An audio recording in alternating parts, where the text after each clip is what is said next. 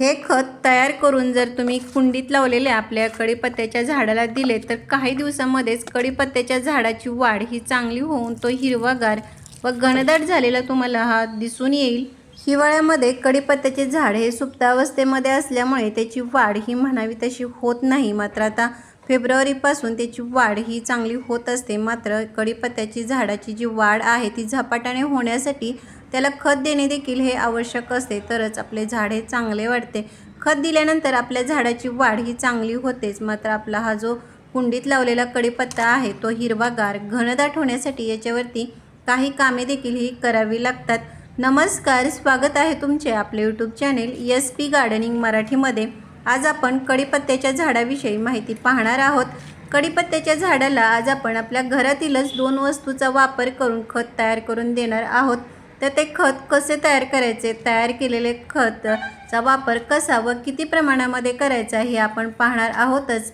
पण कढीपत्त्याच्या झाडाची काळजी कशी घ्यायची, त्यासाठी कोणती कामे करायची, या सगळ्या विषयीची माहिती देखील पाहणार आहोत। तर त्यासाठी व्हिडिओ कुठेही स्किप न करता शेवटपर्यंत नक्की पहा आणि जर तुम्ही आपल्या चॅनेलवरती नवीन असाल तर व्हिडिओला लाईक व चॅनेलला सबस्क्राईब करायला मात्र अजिबात विसरू नका।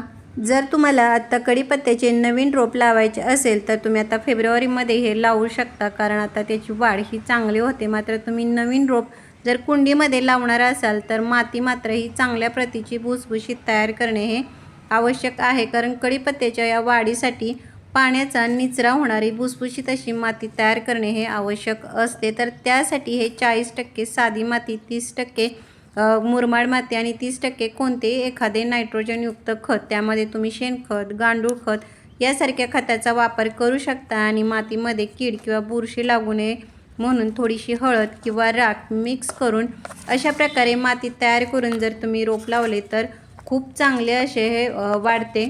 तुम्ही इथे पाहू शकता माझे कढीपत्त्याचे झाड लावलेल्या कुंडीतील माती ही ओलसर आहे, मात्र ती हाताला अजिबात चिकटत नाही। तर अशा प्रकारची माती ही असणे आवश्यक असते। अशा प्रकारची माती तयार करून जर तुम्ही कोणतीही झाडे कुंडीमध्ये लावली तर झाडांची वाढ ही चांगली होते।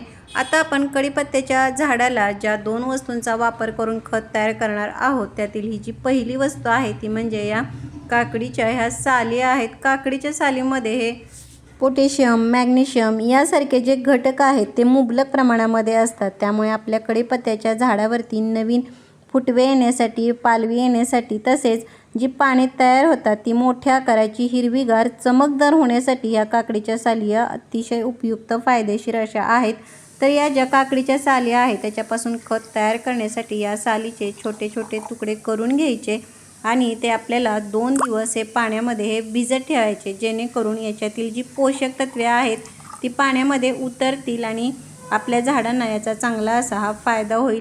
2 दिवसानंतर या पाण्यामध्ये तुम्हाला असे हे फेसाळल्यासारखे हे दिसून येईल, म्हणजेच आपले हे जे खत आहे ते तयार झालेले आहे। तर याचा वापर आपल्याला डायरेक्ट झाडावरती तसाच करायचा नाही आहे, तर हे जे खत आहे ते एखाद्या गाळणीच्या किंवा कापडाच्या साहाय्याने हे गाळून घ्यायचे आणि ह्या ज्या साली आहेत त्या देखील फेकून न देता त्याच्यापासून तुम्ही खत तयार करू शकता, किंवा कुंडीमध्ये अशाच तुम्ही मातीमध्ये मिक्स करून दिल्यात तरी देखील त्याचा चांगला फायदा होतो।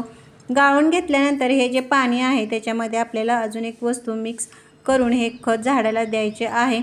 कढीपत्त्याच्या झाडाला वाढीसाठी त्याचबरोबर तो घनदाट होण्यासाठी त्याची अशा प्रकारे आता फेब्रुवारीमध्ये छाटणी देखील करावी। छाटणी केल्यामुळे झाडावरती खूप सारे नवीन फुटवे येतात, नवीन फांद्या तयार होतात आणि आपले हे जे झाड आहे ते घनदाट होण्यासाठी ही मदत होते। तर अशा प्रकारे झाडावरती जी कोवळी पाने येतात ती पाने मोठी होण्यासाठी या काकडीच्या साली अतिशय फायदेशीर अशा आहेत। त्याचबरोबर आता उन्हाळ्यामध्ये मातीमध्ये हा थंडावा निर्माण करण्याचे काम देखील या साली ह्या करत असतात।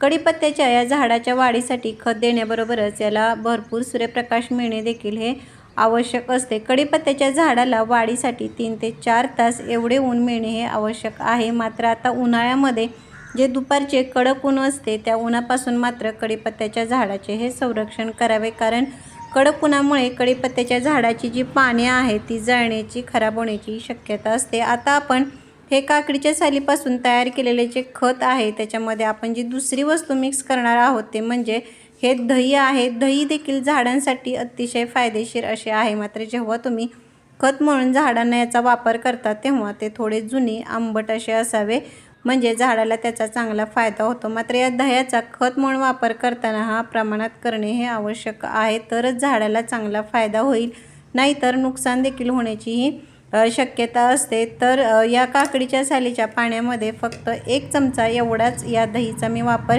करणार आहे। काकडीच्या सालीपासून तयार केलेले पाणी आणि हे 1 चमचा दही हे व्यवस्थित मिक्स करून घ्यायचे आणि जेवढे पाणी तयार झालेले आहे त्याच्या 2 ते 3 पट अजून साधे पाणी मिक्स करून नंतरच हे खत आपल्याला झाडाला द्यायचे आहे। आता हे जे तयार केलेले खत आहे ते झाडाला देण्यापूर्वी झाडाच्या कुंडीतील जी माती आहे ती देखील हलवून थोडी मोकळी करावी, म्हणजे माती ही भुसभुशीत होते आणि अशा मातीमध्ये आपण जी खते पाणी देतो ती झाडांना ही व्यवस्थित पोहोचली जातात आणि आपल्या झाडाला त्याचा चांगला असा हा फायदा होतो। तर हे तयार केलेले जे खत आहे ते कढीपत्त्याच्या झाडाला किती प्रमाणामध्ये द्यायचे, तर छोट्या कुंडीमध्ये लावलेल्या कढीपत्त्याच्या झाडाला अर्धा मग आणि मोठ्या कुंडीमध्ये लावलेल्या या झाडाला 1.5 ते 2 मग या प्रमाणामध्ये महिन्यातून एकदाच याचा वापर हा करायचा आहे। तर कसा वाटला व्हिडिओ मला कमेंट बॉक्समध्ये नक्की सांगा। भेटूयात पुढील व्हिडिओमध्ये, तोपर्यंत बाय।